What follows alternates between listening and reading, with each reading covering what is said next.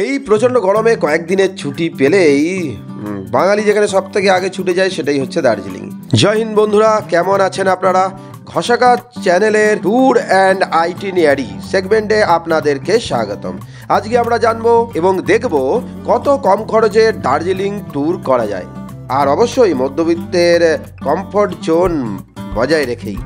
এবং এই Darjeeling tour guide ভিডিওটাতে তো রয়েছেই কিভাবে আসবো, কোথায় থাকবো, কোথায় কিভাবে ঘুরবো, কত খরচ, কোথায় ঢুকতে কত টিকিট লাগে, কোথায় খাবো এবং কোথায় শপিং করব, তার সমস্ত ডিটেলস রয়েছে এই ভিডিওটাতে। তবে চলুন শুরু করা যাক আজকের ব্লগ।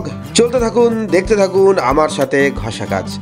আর ট্যুর অ্যান্ড স্বাস্থ্য সংক্রান্ত ইনফরমেটিভ কিছু ভিডিও পাওয়ার জন্য সাবস্ক্রাইব করে রাখুন আমার ইউটিউব চ্যানেল ঘষাকাজকে। আর এই দার্জিলিংয়ে কিভাবে আসবো, দার্জিলিংয়ে আসার জন্য নিয়ারেস্ট এয়ারপোর্ট বাগডোগরা এয়ারপোর্ট এবং নিয়ারেস্ট রেলওয়ে জংশন হচ্ছে নিউ জলপাইগুড়ি রেলওয়ে জংশন।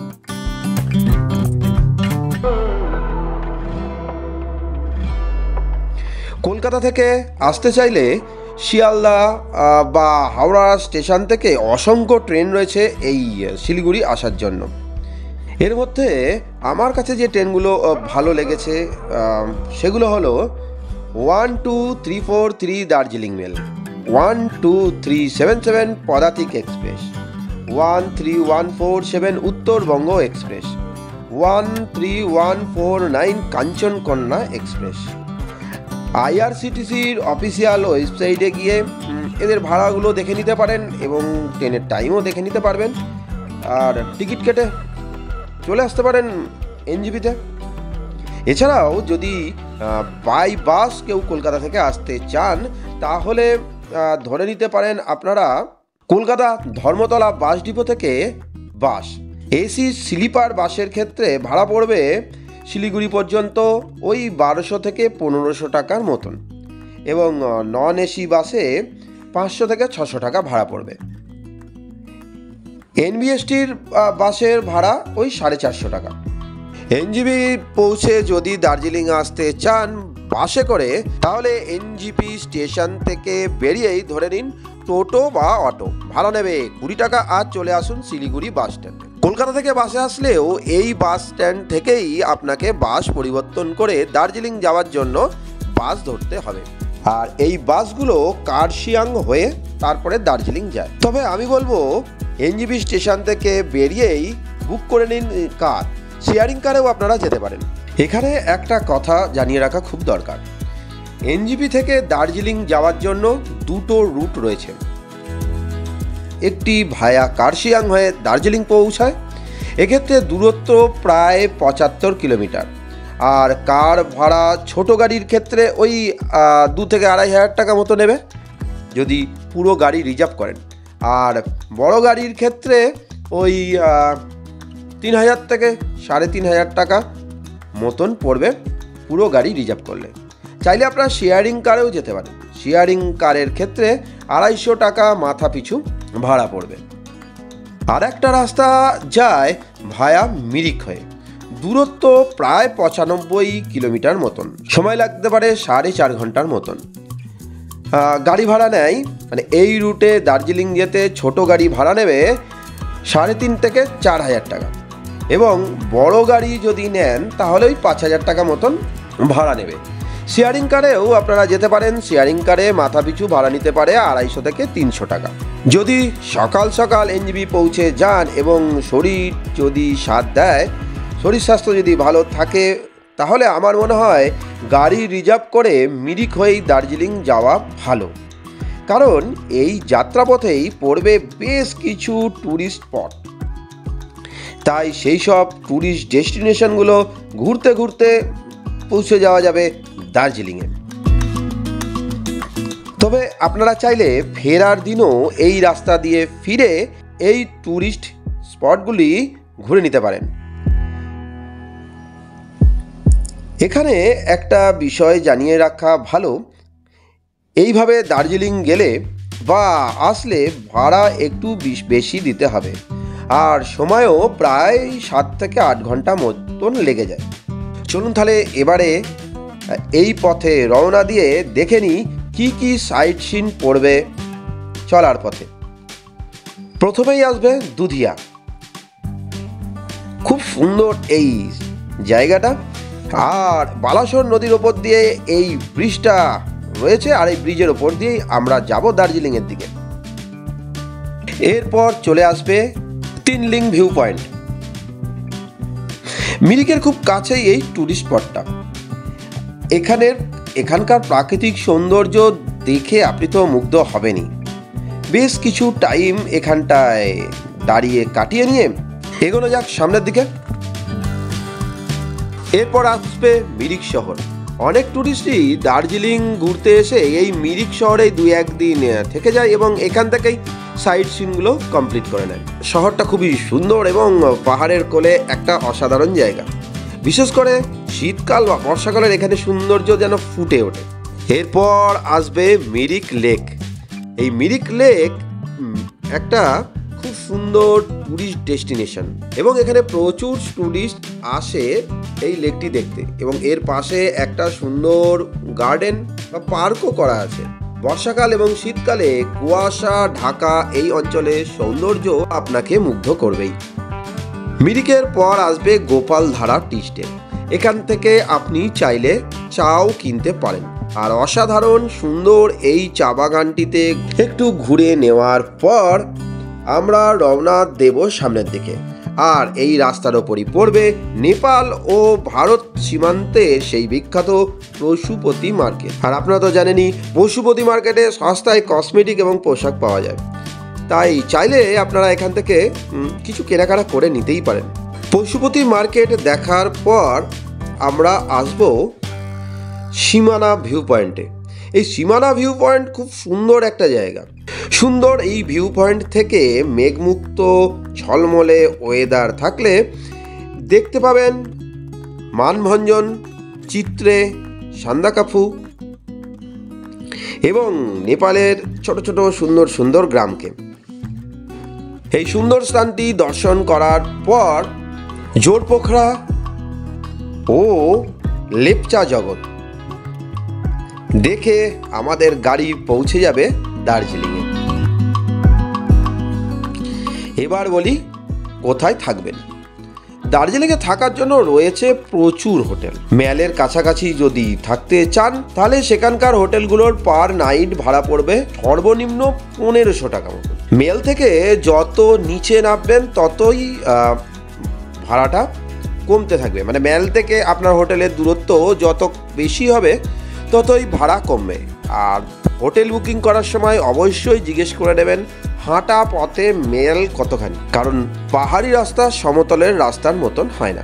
তাছাড়াও চৌরাস্তার মোড়, ঘুম রেল স্টেশন, বাতাসিয়া লুপ ও চকবাজারেও থাকতে পারেন। বেশ কিছু হোটেলের নাম সহ বুকিং নাম্বার আমি আমার ভিডিওর ডেসক্রিপশানে দিয়ে দিলাম। এবার বলি কোথায় খাবেন। খাবার জন্য প্রতিটি থাকার হোটেলেই 4 বার খাবারের ব্যবস্থা আছে, অবশ্যই পয়সা দিয়ে আলাদা করে। তাছাড়াও রাস্তার পাশে অনেক রেস্টুরেন্ট পাবেন এবং স্ট্রিট হোটেলও পাবেন, সেখান থেকেও খাওয়া দাওয়া করে নিতে পারেন। আর যতই ট্যুরিস্ট স্পট হোক না কেন, এটা পশ্চিমবঙ্গের মধ্যেই পড়ে, তাই খাবারের দাম খুব একটা বেশি নয়। এবার বলি এই দার্জিলিংয়ে কোন সময় আসতে পারেন। বর্ষাকাল বাদ দিয়ে প্রায় সারা বছরই ট্যুরিস্টদের ভিড় থাকে এই দার্জিলিংয়ে। গরমকালের ছুটি ও শীতকাল পিক সিজন হিসাবে এখানে ধরা হয়। এই সময় দার্জিলিং ভ্রমণে আসলে আপনার ভ্রমণ খরচা কিঞ্চিত বাড়বে। বর্ষাকালেও আসতে পারেন, কিন্তু সাধারণত বর্ষাকালে ট্যুরিস্টরা আসে না, কারণ বর্ষাকালে এখানে একটা পাহাড়ে ধস নামার ভয় থেকেই থাকে, তাই জন্য বর্ষাকালটা লোকে একটু অ্যাভয়েডই করে। এবার বলি গাড়ি কোথা থেকে বুক করবেন, মানে ঘুরতে যাওয়ার জন্য গাড়ি কোথা থেকে বুক করবেন। যে গাড়ি করে এসেছিলেন আপনি চাইলে সেই গাড়িকে নিয়েও সাইট সিন কমপ্লিট করতে পারেন, বা গাড়ি বুকিংয়ের জন্য তার কাছ থেকে হেল্পও নিতে পারেন। এছাড়াও চাইলে যে হোটেলে রয়েছেন সেই হোটেল থেকেও আপনাদের গাড়ি বুকিংয়ের জন্য হেল্প করে দেবে। তো তবে ক্যাভেন্সার বা ক্লক ওয়াচের সামনে থেকে বা চকবাজারের সামনে থেকে বা ঘুম স্টেশনের সামনে থেকেও আপনারা সরাসরি গিয়ে ড্রাইভারদের সাথে কথা বলে দাম দর করে গাড়ি বুকিং বা গাড়ি রিজার্ভ করতে পারেন। চাইলে এইসব জায়গা থেকে শেয়ার কারেও ঘুরতে পারেন। কিছু কার বুকিং নাম্বার আমি আমার ডেসক্রিপশন বক্সে দিয়ে দিলাম। তবে এখানে কথা বলে শেয়ার কার করেও আপনারা ঘুরতে পারবেন। এখানে সাইট সিনের জন্য গাড়িগুলো 2 point, 3 point, 7 point, mix point এইভাবে পাওয়া যায়। চলুন এবার একবার দেখে নিই এই প্যাকেজগুলোতে বা এই পয়েন্টগুলোতে কি কি সাইট সিন রয়েছে এবং তার জন্য কত টাকা আমাদেরকে পেমেন্ট করতে হবে। প্রথমে 2 পয়েন্ট। এই 2 পয়েন্টের মধ্যে রয়েছে রক গার্ডেন এবং গঙ্গা মাইয়া। আর এই রক গার্ডেন এবং গঙ্গা মাইয়া ঘোরার জন্য ওই 2000 টাকা মতন রিজার্ভ কার নিতে পারে। এছাড়াও শেয়ারিং কারেও আপনারা এই দুটো জায়গা ঘুরে নিতে পারেন। তার জন্য দিতে হবে 250 টাকা পার হেড। এবার 3 পয়েন্ট। এই 3 পয়েন্টের মধ্যে রয়েছে টাইগার হিল, ঘুম মনেস্ট্রি এবং বাতাসিয়া লুপ। রিজার্ভ কারের ভাড়া পড়বে 1500 টাকা থেকে 2000 টাকার মধ্যে এবং শেয়ার কারের ভাড়া নেবে ওই 250 থেকে 300 টাকা পার হেড। টাইগার হিলের সূর্যোদয় এবং কাঞ্চনজঙ্ঘা দেখার জন্য প্রায় 3:30-4টে নাগাদ আপনাকে হোটেল থেকে রওনা দিতে হবে।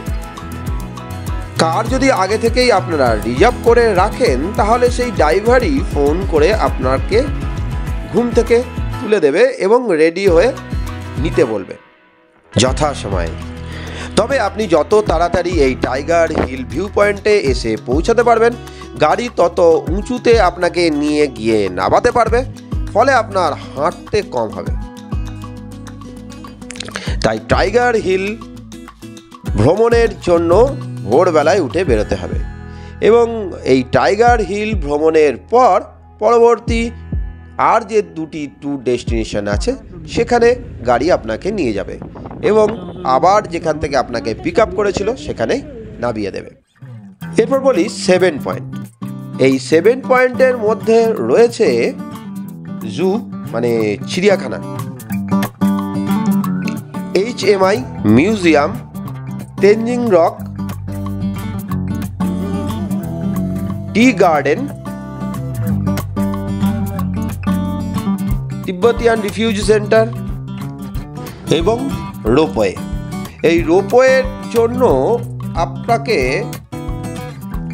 টিকিট কেটে রোপওয়ে চড়তে হবে এবং তার জন্য আপনাকে হাতে ঘন্টা 2 মতন সময় রাখতে হবে, কারণ এই রোপওয়ের লাইনে ভালোই ভিড় হয় এবং ড্রাইভারকেও ওয়েটিং চার্জ আপনার দিতে হবে।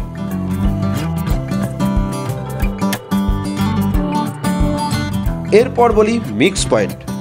এই মিক্স পয়েন্টে আপনি আপনার মতন করে দার্জিলিং শহরের যে যে জায়গাগুলো দেখতে চান সেই অনুযায়ী সাজিয়ে নিতে পারবেন আপনার ট্যুরটাকে এবং ড্রাইভারের সাথে কথা বলে তার দাম দরও ফিক্সড করে নিতে পারবেন। সাধারণত এখানকার ড্রাইভাররা একটা মিক্সড পয়েন্টের লিস্ট দিয়ে থাকে, তবে ড্রাইভার বিশেষে এই লিস্টটা কিন্তু পাল্টায়। মোটামুটি যে লিস্টটা দিয়ে থাকে সেই লিস্টটার মধ্যে থাকে Japanese temple, peace pagoda,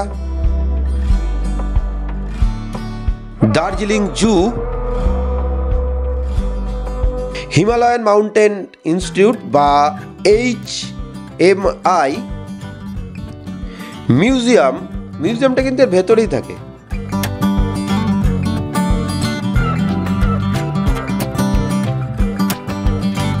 ropeway,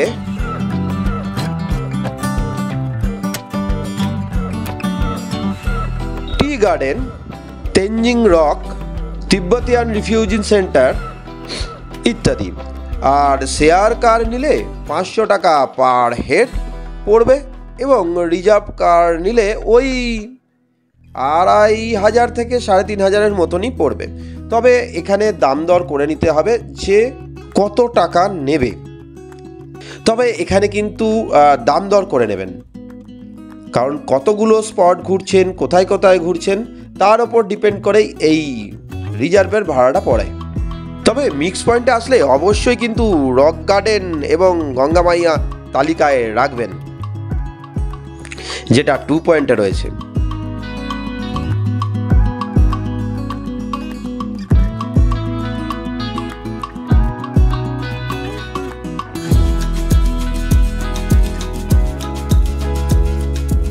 এবার বলি শপিং কোথায় করবেন।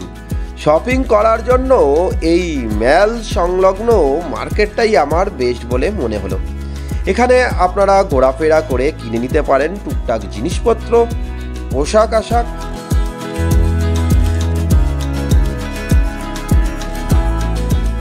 আর এই দার্জিলিং ট্যুরটাকে আপনারা 3 দিন 2 রাত বা 3 রাত 4 দিনে কমপ্লিট করতে পারবেন। 4 জন মিলে যদি ঘুরতে আসেন তাহলে পার হেড খরচ পড়তে পারে ওই 4,000 থেকে 5,000 টাকার মধ্যে। সর্বশেষে কিছু গুরুত্বপূর্ণ কথা আপনাদেরকে জানিয়ে রাখি। এখানে প্রচুর দালাল রয়েছে, তাই দালাল চক্করে ফাঁসবেন না। কার বুকিংয়ের জন্য বা হোটেল বুকিংয়ের জন্য আপনার কাছে লোক চলে আসবে, এদের সাথে বুকিং করতে গেলে আপনার খরচ কিঞ্চিৎ বেশি পড়বে। আর যদি মেলের কাছাকাছি থাকেন তাহলে অবশ্যই সকালবেলায় বা বিকেলবেলার দিকে পায়ে হেঁটে মেলের চারপাশে একটু ঘোরার চেষ্টা করবেন, খুব ভালো লাগে ঘুরতে। এখানে যাই কিনবেন, যাই বুকিং করবেন, তাতেই একটু দাম দর করে নেবেন কিন্তু। ব্লগটা তাহলে এখানেই শেষ করছি। ব্লগটা ভালো লাগলে লাইক, শেয়ার, কমেন্ট করে এবং অবশ্যই সাবস্ক্রাইব করে ঘষাকার চ্যানেলের পাশে থাকার অনুরোধ রইল। দেখা হচ্ছে অন্য কোনো দিন অন্য একটা নতুন ব্লগে। আজকের মতন টাটা, ভালো থাকবেন, জয় হিন্দ।